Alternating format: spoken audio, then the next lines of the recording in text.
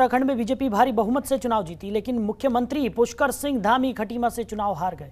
वहीं मुख्यमंत्री धामी से पूछा गया कि क्या उनके केंद्रीय नेतृत्व से बात हुई, तो उन्होंने कहा कि उन्हें खुशी है कि प्रदेश की देवतुल्य जनता ने एक बार फिर भाजपा को 2/3 से ज्यादा बहुमत दिया है और वो एक सामान्य कार्यकर्ता है और पार्टी ने उन्हें जो काम दिया उसे उन्होंने जिम्मेदारी से निभाया है और वो खुद को सौभाग्यशाली मानते हैं कि सामान्य कार्यकर्ता को जिसका काम नहीं, नाम नहीं, पार्टी ने मुख्य सेवक का काम दे दिया।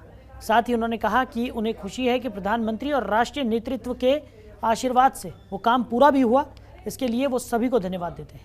हमारे राष्ट्रीय अध्यक्ष आदरणीय नड्डा जी का, हमारे गृह मंत्री जी का और केंद्रीय नेतृत्व का, सबका मैं धन्यवाद करना चाहता हूं कि उन्होंने मेरे जैसे सामान्य कार्यकर्ता को यहाँ उत्तराखंड राज्य के मुख्य सेवक का दायित्व सौंपा था। मुझे खुशी है कि उत्तराखंड की जनता ने हमको 2/3 बहुमत दिया है और मैंने कभी भी कोई पद के बारे में या किसी दावेदारी के बारे में कभी मैंने सोचा भी नहीं है। मेरी पार्टी ने जो मुझे काम दिया था, मुझे यहाँ तक का काम दिया था, मुझे खुशी है कि उत्तराखंड की देवतुल्य जनता ने हमें अपना आशीर्वाद दिया है और 2/3 बहुमत दिया है। खबर पर ज्यादा जानकारी के साथ हमारे सहयोगी अजय पांडे एक बार फिर से हमारे साथ जुड़ गए। अजय, जिस तरीके से पुष्कर सिंह धामी सभी का धन्यवाद देते हुए यहाँ पर नजर आए हैं और लगातार जो सीएम पद की दावेदारी है उसको लेकर मंथन यहाँ पर देखने को मिल रहा है भारतीय जनता पार्टी में, क्या कुछ समीकरण बनते हुए नजर आ रहे हैं?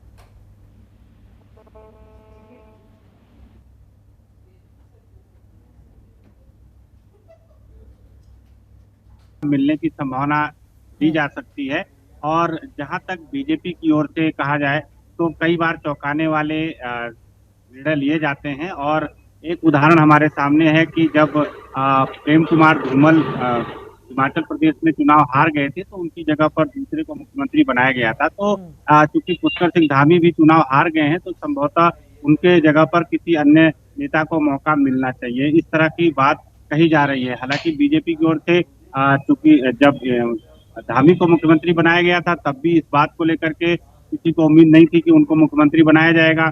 अब कुल मिलाकर के ये माना जा रहा है कि कई नेता जो इस लिस्ट में है, इस दौड़ में शामिल हैं, वो अपने अपने स्तर से कवायद जरूर कर रहे हैं, चाहे पूर्व मुख्यमंत्री डॉक्टर रमेश पोखरियाल निशंक हो, चाहे केंद्रीय राज्य मंत्री अजय भट्ट हो, चाहे राज्यसभा सांसद अनिल बलूनी हो और बाकी के जो विधायकों में चाहे धन सिंह रावत हो, सतपाल महाराज हो, ये तमाम लोग इस समय जुटे हुए हैं, अपने अपनी तरफ से लॉबिंग कर रहे हैं। कवायद की जा रही है कि उनका जो प्रयास हो वो सफल हो और वो उनको एक बार मुख्यमंत्री का चार्ज मिले, उनको मुख्यमंत्री के रूप में काम करने का मौका मिले।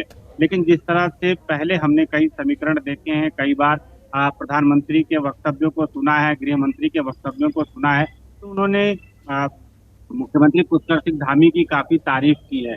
तो ये भी माना जा रहा है कि संभवतः हाईकमान की ओर से कोई बड़ा फैसला हो सकता है या मुख्यमंत्री को धामी को एक बार फिर से मौका मिल सकता है। इस तरह के तमाम कयास लगाए जा रहे हैं।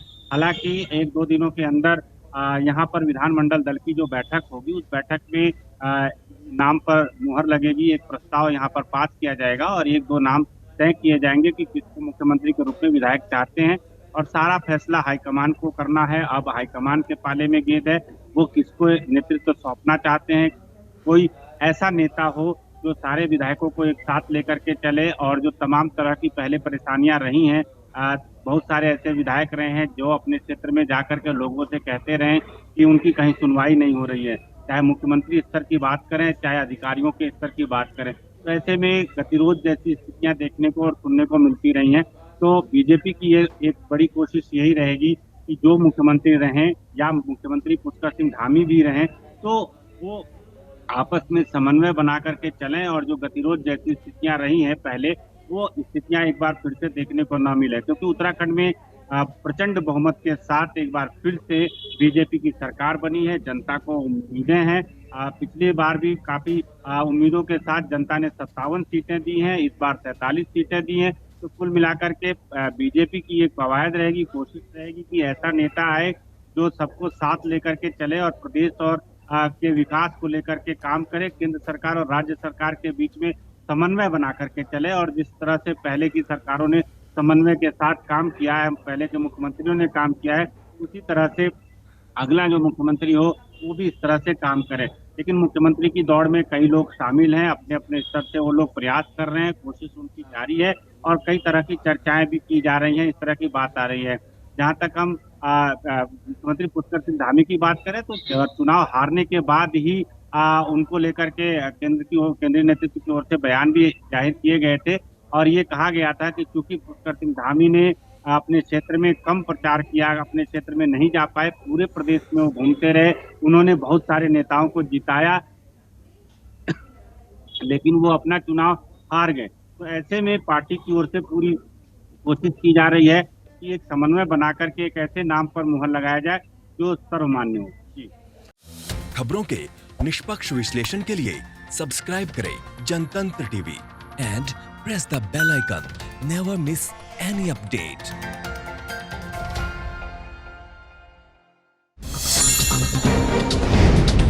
डाउनलोड कीजिए जनतंत्र टीवी ऐप को, जो कि अवेलेबल है गूगल प्ले और ऐप स्टोर पर। अधिक जानकारी के लिए अभी डाउनलोड करें।